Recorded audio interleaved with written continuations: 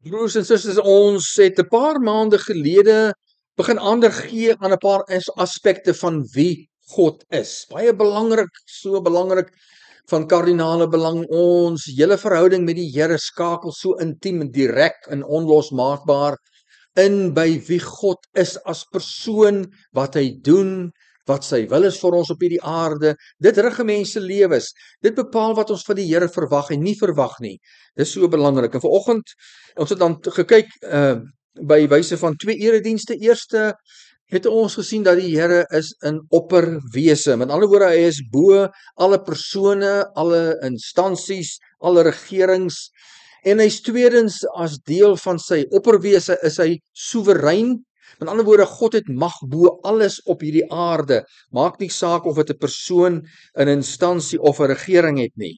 Sy mag het vir hom in staat gestel, broer en suster. Ons eerste hoofstuk van die Bybel kom ons op God se mag af. Sy mag wat vir hom in staat gestel het om die hele heelal te skep.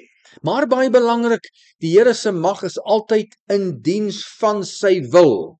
Hy is nie net daar om al die mag te hê nie, broer en suster. Hy is daar met 'n spesifieke doel met daardie mag in elke Christen se lewe. En vir ons om dit te onthou, die Here se mag is die mag van beheer oor my lewe. Beheer in terme van sy plan van my lewe. Met ander woorde, ons kan ons lewe toevertrou aan die Here, terugsit as ware en die Here se beheer aanvaar, innooi, en met daardie beheer van die Here in ons lewe, gee dit vir ons die rustigheid, die vertroue, die sekerheid. Die Here is in beheer van my lewe. So kernbelangrik. Met ander woorde, die Here se mag word uitgeoefen volgens 'n vooraf opgestelde plan. 'n Lewensplan vir elke Christen, maar ook 'n plan vir elke nasie op hierdie aarde. So stuur die Here deur sy mag, volgens sy plan, die geskiedenis van elke land wat betref die gebeure. Tweedens het ons besef, God is alwetend.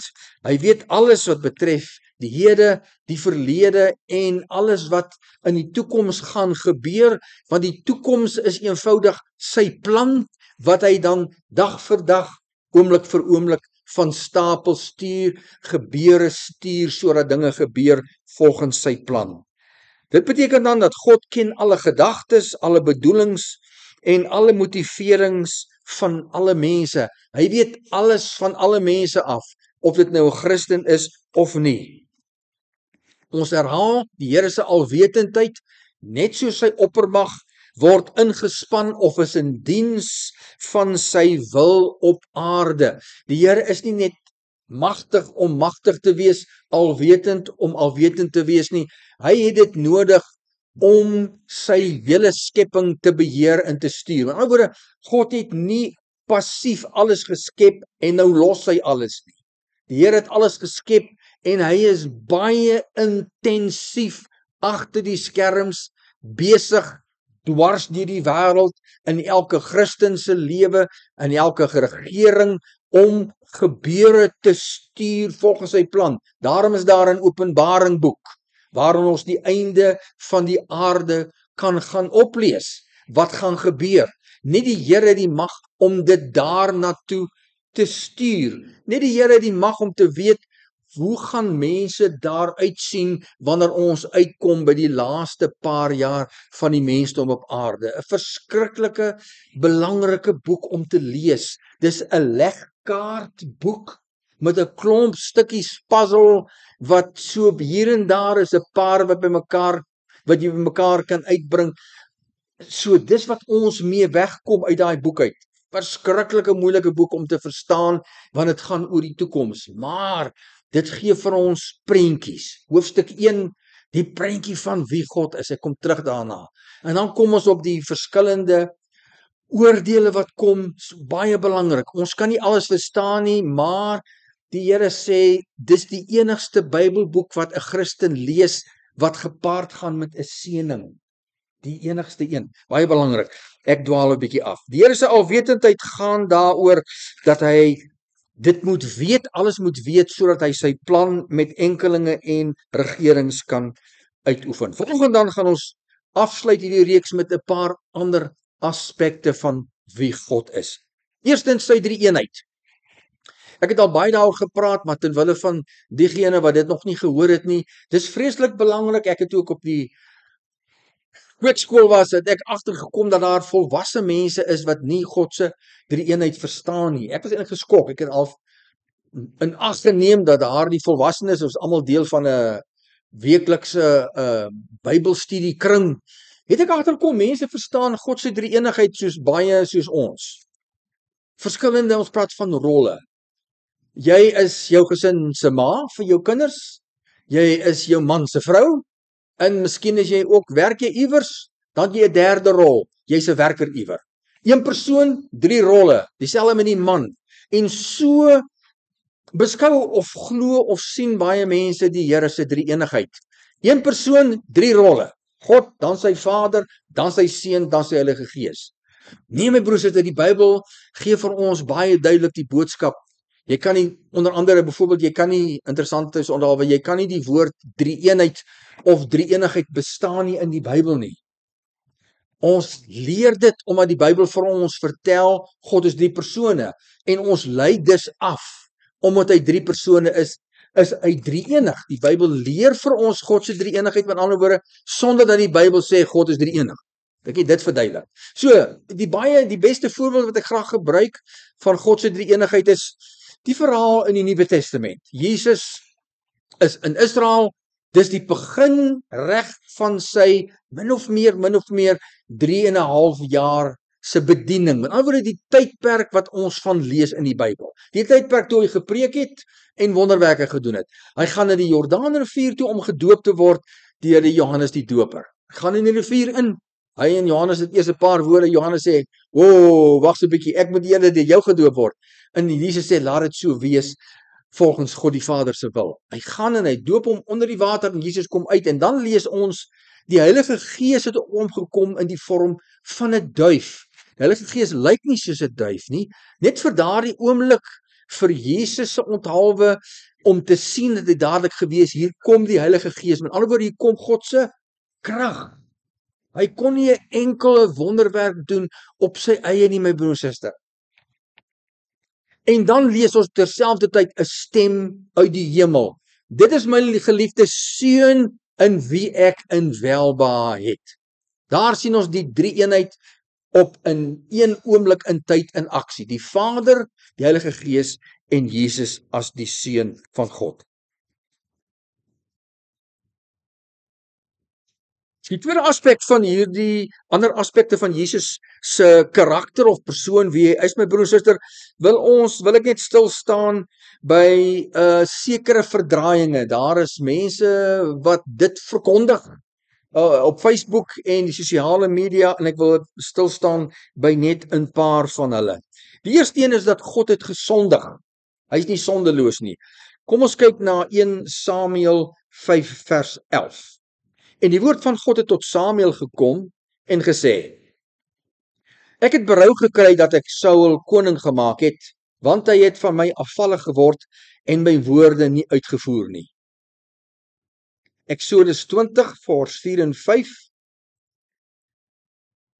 Vers 5, jy mag voor hulle nie neerbuig en hulle nie dien nie, want ek die Here jou God is 'n jaloerse God, wat die misdaad van die vadere besoek aan die kinders, aan die 3de en aan die 4de geslag.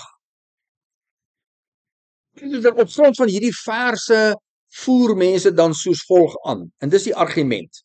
Die Here het gesondig deur berou te hê, omrede hy vir Saul koning gemaak het van Israel. En as die Here dan nou berou gehad het, dan beteken dit hy het verkeerde keuse gehad van Saul om hom as koning te maak.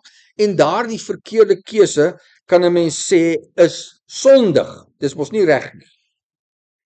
My broers, die eenvoudige verklaring hiervan is dat die Here het berou gehad omdat hy jammer was dat hy vir Saul koning gemaak het. Hy kan nie geblameer word van wat mense doen volgens sy roeping vir mense nie. Met ander woorde, die Here roep elkeen van ons tot 'n sekere plek, funksie op hierdie aarde, man, vrou, wat ook al, werker. En dan het die Here vir ons die Bybel, dominees, preekboodskappe, om vir ons te help in ons lewe as Christene, om ons lewe so gelukkig en suksesvol as moontlik te maak. Maar die verantwoordelikheid daarvoor belê by ons. Die Here kan nie geblameer word van wat ek verkeerd doen of sondig nie. En dit is eenvoudig die antwoord hier. Die Here was jammer dat Saul met ander woorde so ongehoorsaam uitgedraai het. Hy is jammer dan dat hy vir Saul koning gemaak het. Hy was bloot dan teleurgesteld in Saul as koning. Dan 'n tweede verkeerde mistasting is dat die Here sonde gepleeg het deur jaloers te gewees het. Eksodus 20 vers 4, jy mag vir jou geen gesneede beeld of enige gelykenis maak van wat bo in die hemel is of van wat onder op die aarde is, of van wat in die waters onder die aarde is nie. Jy mag jou voor hulle nie neerbuig en hulle nie dien nie, want ek, die Here jou God, is 'n jaloerse God, wat die misdaad van die vaders besoek aan die kinders, aan die derde en aan die vierde geslag van die wat my haat. Terloops, die Here wat die misdaad van die vaders besoek aan die kinders, aan die derde en aan die vierde geslag van die wat my haat, broers, het ek al oor gepreek. Dit is herroep in die Esegielboek, alreeds in Deuteronomium, is dit herroep. Daar bestaan nie so iets soos vloeke, geslagsvloeke nie. Dis 'n baie populêre geloof in Christelike kringe wat sleg ingelig is, broer en suster, as dinge sê net maar iewers met oupa grootjie skeef geloop het, sê net maar hy was alkoholus, en oupa was 'n alkoholus, en pa was 'n alkoholus. Dan verwag mense of sê mense, jy gaan ook 'n alkoholus wees, want dis 'n geslagtelike vloek. Aan die ander woorde is 'n vloek wat sê net maar op oupa grootjie geplaas is, en daai vloek word oorgedra van geslag na geslag, op grond van Eksodus 20 vers 5. Ek besoek die misdaad, die sonde. Misdaad is eintlik maar net sonde. Ek besoek dit, met ander woorde, ek herhaal dit aan die tweede en die derde geslag. Dis 'n resep vir 'n geslagsvloek. Generational curse is die Engels daarvan. Dis herroep. Die Here het in Deuteronomium en weer eens in Esegiel dit herroep, waar die Here sê, ek straf nie meer jou oor wat van tevore gebeur het in jou vorige geslagte nie. Ek straf elke persoon vir wat daardie persoon doen. Ek dwaal so 'n bietjie af, ek druk dit net gou daarin. Ek het gepreek daaroor, dis beskikbaar as u daarna wil gaan kyk. Met ander woorde, in vers 5, die Here is 'n jaloerse God. En dan kom ons by Galasiërs 5 vers 19 en 20. Paulus is aan die woord. En die werke van die vlees is die sonde van die vlees. Hier kom dit. Geopenbaar, naamlik oorspel, hoerery, onreinheid, ongebondenheid, afgoderry, towery, vyandskap, twis, jaloersheid, toornigheid, naaiwer, tweedrag, partyskap. Nou wat nou? Die Here jou God is 'n jaloerse God. Die werke van die vlees is jaloersheid. Dis sonde. As jy nou regtig vandag 'n bietjie opwinding in jou lewe nodig het, gaan na Google toe en dan tik jy net hierdie vers in. En dan kyk jy wat kry jy. En jy sien hoeveel mense daar is met groot geskal en lang video's wat vir jou vertel, kyk, die Bybel het foute. Dis mos 'n fout die. Die oomblik as die Bybel homself weerspreek, ek sê A, maar dan sê ek B, dan moet een van die twee mos 'n fout wees. Kom ons kyk wat hier aangaan, broer en suster. Galasiërs 5 vers 20, Paulus veroordeel jaloersheid as sonde. Broer en suster, as ons aan die res van die Bybel gaan kyk wat betref jaloesie, dan kry ons die antwoord. Die antwoord lê altyd in die Bybel. Die Bybel verklaar homself, omdat die Here gesorg het dat die Bybel is vol antwoorde en nêrens is daar dinge wat teen mekaar beklei nie. As ons net mooi gaan kyk, sal jy sien, alles rym en sluit by mekaar aan. Die Bybel onderskei tussen geregverdigde jaloesie en ongeregverdigde jaloesie. Regte jaloesie, verkeerde jaloesie. Kom ek gee vir julle 'n eenvoudige voorbeeld. Daar is niks verkeerd as iemand jaloesie ervaar of ondervind wanneer 'n huweliksverhouding in gevaar is nie. Wanneer 'n huweliksverhouding in gevaar is, bedreig word deur 'n derde party, dan is jaloesie op die voorgrond. Daar's niks daarmee verkeerd nie. Met ander woorde, maar Paulus wys die sonde van ongeregverdigde jaloesie af. Byvoorbeeld, wanneer is jaloesie sonde? Wanneer ek die besittings of die status van ander begeer. Ek is jaloers op so en so persoon, maak nie saak watter rede nie. Dis sonde. Dis werke van die vlees. Met ander woorde, dit is tipiese menslike sonde. Die Here se jaloesie is sondelose jaloesie. Kom ek gee vir julle 'n mooi voorbeeld. Ons lees in die Nuwe Testament, Jesus kom in die tempel en daar sit 'n klomp mense wat geld maak. En hy vleg 'n sweep en hy slaan hulle almal uit die tempel uit. En die Bybel sê hy was jaloers geweest. Hoekom? Omdat die tempel, toe sê hy vir daai mense, is God se aanbiddingsplek. Dis nie 'n plek om geld te maak nie. Jesus was jaloers oor die tempel en die status van die tempel. Daarmee is niks verkeerd nie. So wat Paulus van verwys is die jaloesie wat ongeregverdig is, wat sondig is. Ons onderskei tussen sondige jaloesie en nie sondige jaloesie. En dan kom ek by nog 'n aspek. En miskien is dit vir jou skokkend, maar in die teologiese fakulteite van ons NG Kerk, my broers en susters, is dit lankal nie meer skokkend nie. Hulle praat daar van God as sy. Hulle praat daar van God as moeder. So, is God 'n hy of is hy 'n sy? Ons praat dan van God die Vader en God die Seun. Wat een van die twee is dit? My broers en susters, die Bybel identifiseer deurgaans vir die Here as of Vader of Seun of God. Ons vind wel dat in die Bybel God homself assosieer met 'n vrou in terme van haar gevoelens. Jesaja 49 vers 14 en 15.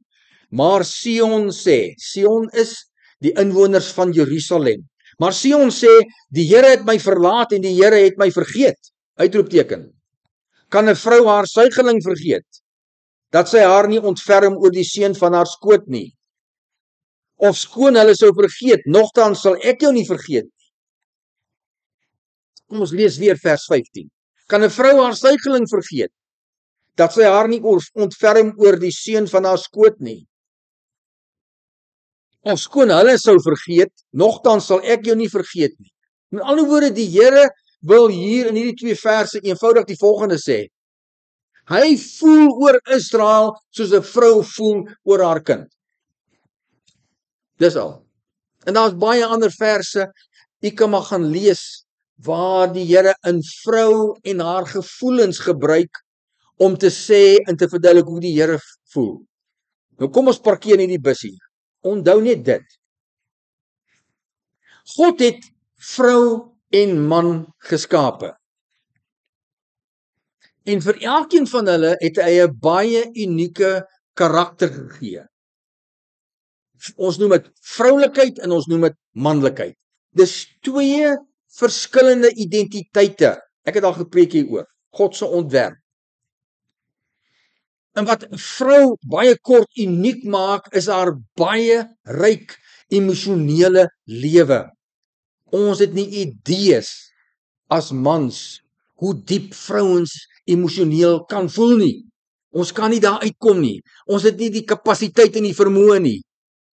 Hoekom is hulle so? Hulle moet omgee vir kinders. Hulle moet hulle hoe lank laat groot word en groei en daar wees vir hulle. Dis hoekom 'n vrou soveel geduld het met 'n kind. Dis die vroulike identiteit. Dan's daar die manlike identiteit wat die Here vir die man gegee het. Hy is die sterkere geslag. Ek werk graag met die voorbeeld van die eerste mense, Adam en Eva, wat uit die tuin van Eden geskop is en daar is hulle in die veld. Saam met Boeta, al wat 'n wilde dier is. Een van hulle moet die kop hê, die ontwerp hê om te sê kom ons doen dit. Die Here sê ek gee dit vir die man. Hy is die een. Kom ons maak gou 'n klomp bosse bymekaar, dat ons ten minste net vir nag een veilige klomp bosse rondom ons. Dat die wilde diere met ons kan uitkom. 9 maande later, Eva is swanger. Wat sê Adam? Ek gaan gou Spar toe, liefies, nou terug. Spar is 'n klomp baie ver, myle, kilometer, miskien van die huis af. Nou is hulle in 'n grot verskans. Hy moet gaan jag. Hy moet die persoonlikheid hê om te gaan jag. Hy moet sterk wees. Hy moenie dat sy emosies inmeng met sy plan nie. As hy gaan stap en hy dink, ons gaan dan so lekker gekuier by, dan voor hy weet dan het die leeu hom. Dis hoekom mans makliker dinge doen, dink beplan en die Here het vir ons dit gegee. Ja, dames leer baie daarvan aan, want hulle moet self ook dit doen. Ek sê nie die een het niks en die ander het alles nie. Ek sê nie vrouens het al die emosies en mans het niks nie. Nee. Die punt wat ek hier wil maak is dit. God het in homself al twee.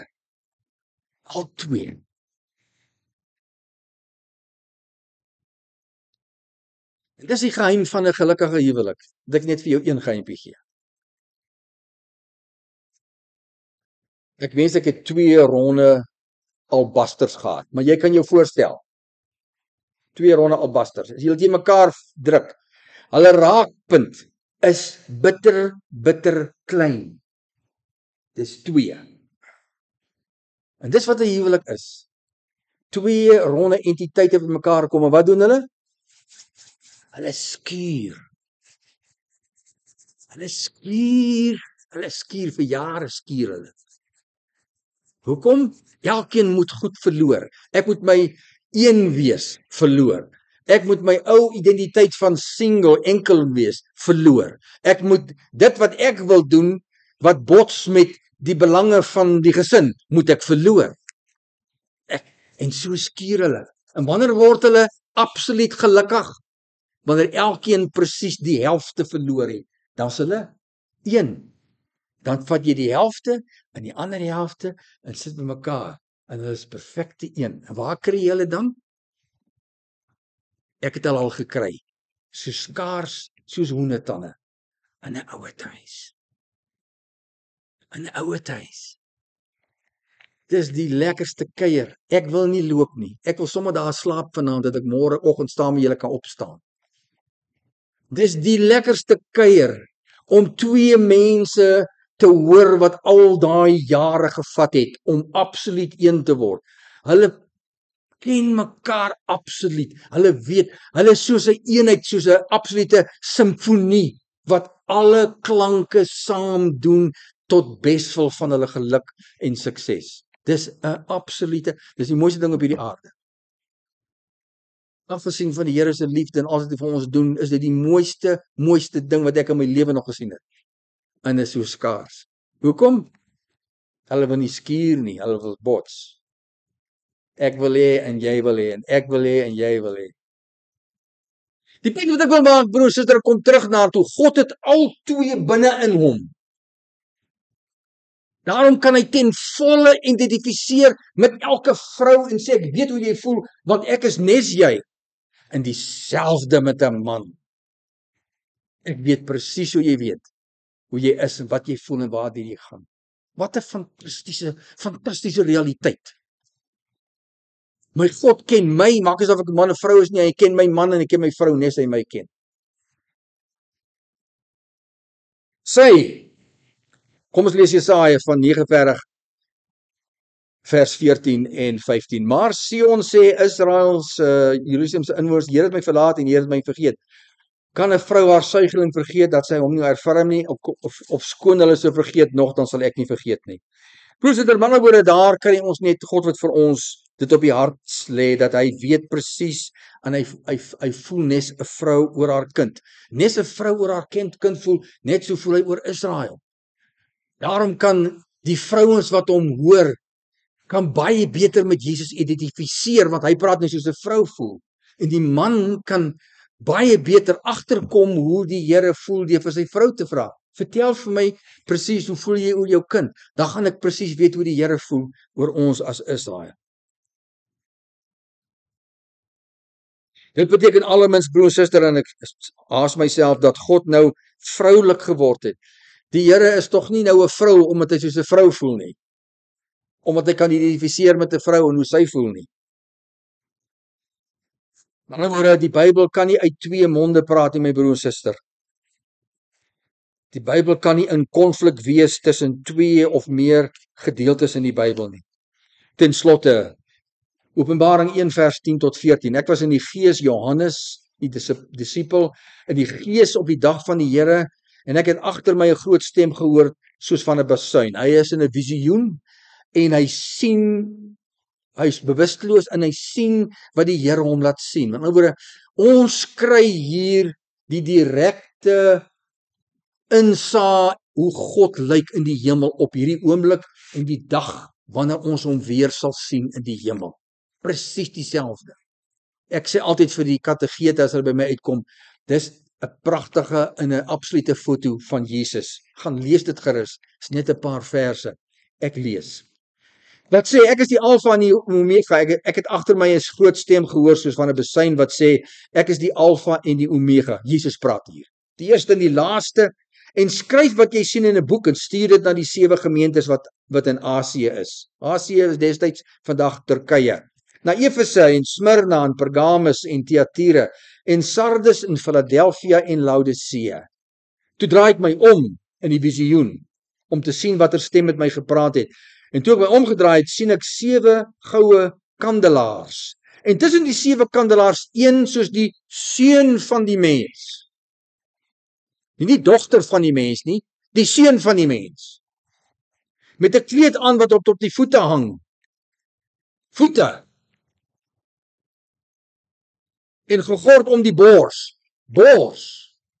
Met 'n wit goue gordel. Sy, nie haar nie, sy hoof en hare was wit soos wit wol, soos sneeu, en sy oë soos 'n vuurvlam.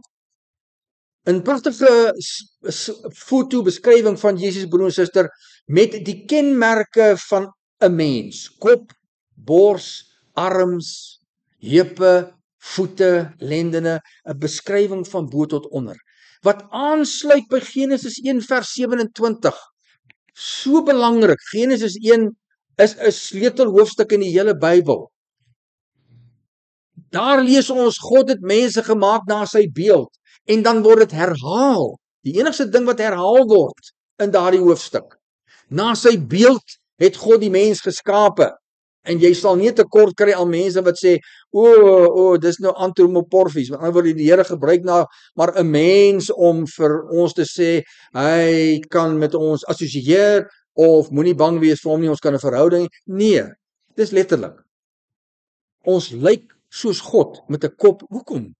Hare, oë, hande, voete. Hoekom? Dat ons makliker 'n verhouding kan hê met die Here, broer en suster. Dit is al klaar so moeilik. Hy's onsigbaar. Waar is hy? Ek sien hom nie.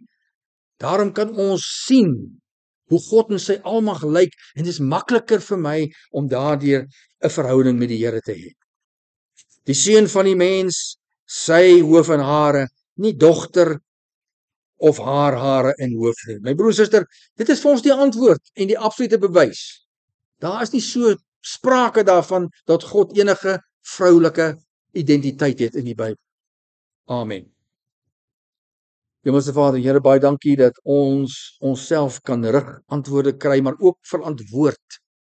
Ons weet wat om te sê vir hulle wat vir ons kom aanval of dit die duiwel gebruik om onwaarhede na ons toe te bring of ons geloof in twyfel te stel.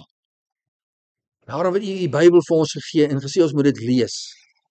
Here, net soos ons onsself bekwam in hierdie lewe vir dit wat ons doen as volwassenes, so het U vir ons die Bybel gegee om onsself te bekwam om as Christene meer suksesvol, meer gelukkig te lewe. Help vir ons daarin, Here. Ons bid dit in Jesus se naam. Amen.